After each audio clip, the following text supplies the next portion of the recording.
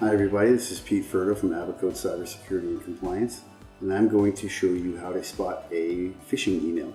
So one of the first things that you should notice is the sender.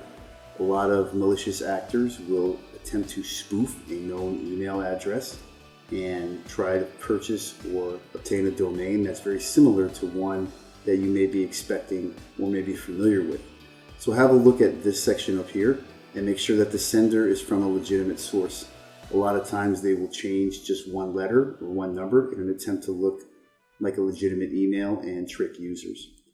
The second thing is check the body of the email. If you have legitimately given your information to a vendor or a bank or a company, then the email that they should send ought to be addressed to you. A lot of malicious actors will put some sort of vague address here or name, such as citizen or friend or customer or client. And that should be a red flag for us.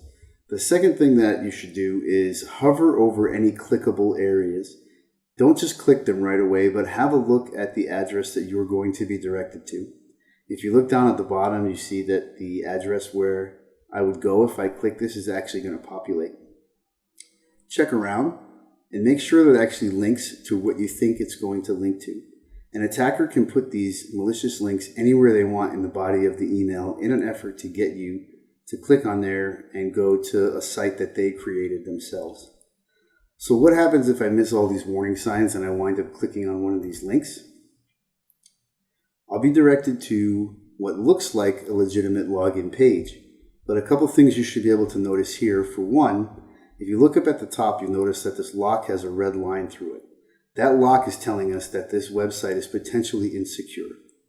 A lot of websites and a lot of browsers will actually display a bright warning sign. If you see that, go somewhere else. The legitimate login site ought to have this nice green padlock here. That may be different depending on the browser that you're using, but there should be some way to look at this up here and make sure that the site itself is secured. Also, make sure that the site that you're at is where you're supposed to be. If you're logging into your bank, make sure that your bank's URL is actually valid and is displayed up here. If not, then you have probably landed on a bad site. So what's going to happen if I attempt to put in my login information? If I put in my login information, a lot of attackers will direct the site to actually do nothing. It'll display an error and then it will automatically redirect you to the legitimate site.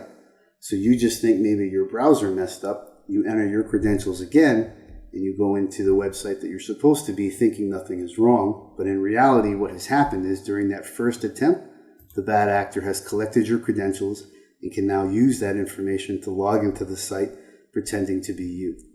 Best practice is, once you receive an email that's suggesting that you log in, don't log in through the email. Close out the email. Go into your browser, navigate directly to the website yourself, and log in that way.